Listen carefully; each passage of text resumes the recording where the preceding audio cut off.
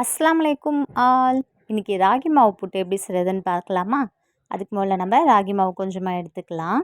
First கொஞ்சமாக ஒரு 2 pinch அளவு சால்ட்டு போட்டுக்கலாம்.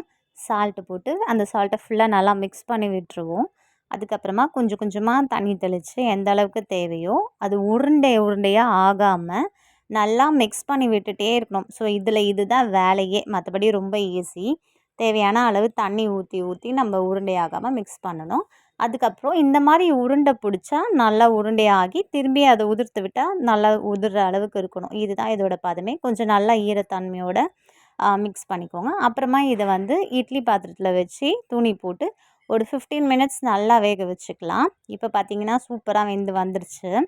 இதோட பாத்திரத்தில் சேர்த்துட்டு நான் ஒரு 4-5 ஸ்பூன் நல்லா நெய் ஊற்றியிருக்கேன். ஏன்னா எங்கள் வீட்டில் நெய் ஊற்றினா தான் பிடிக்கும் ரொம்ப.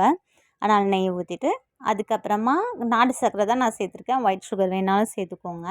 நாட்டு சர்க்கரை சேர்த்தாலும் டேஸ்ட் டிஃப்ரெண்ட்டே இல்லை, ரொம்ப நல்லாயிருக்கும். இதை சேர்த்துட்டு அப்புறமா ஒரு அரை மூடி தேங்காய் நல்லா பூ போல் போட்டுடுறேன். இது எல்லாத்தையும் ஒன்றா போட்டு நல்லா மிக்ஸ் பண்ணிக்கலாம். ராகியெல்லாம் நம்ம அந்த காலத்தில் நிறையவே எடுத்துப்பாங்க. அதனால 100 வயசு ஆனாலும் நல்லா ஸ்ட்ராங்காகவே இருப்பாங்க. இப்போ இதெல்லாம் நம்ம சேர்த்துக்கிறதே இல்லை. நம்ம குழந்தைங்களுக்கு கொடுத்து பழகுவோம். இப்போ சூப்பரான ராகி மாவு புட்டு தயார். இது நிறைய கால்சியம் சத்து நிறைஞ்சது. ஸோ மார்னிங்லாம் இதை செஞ்சு கொடுங்க பசங்களுக்கு. தேங்க்ஸ் ஃபார் வாட்சிங். பாய்.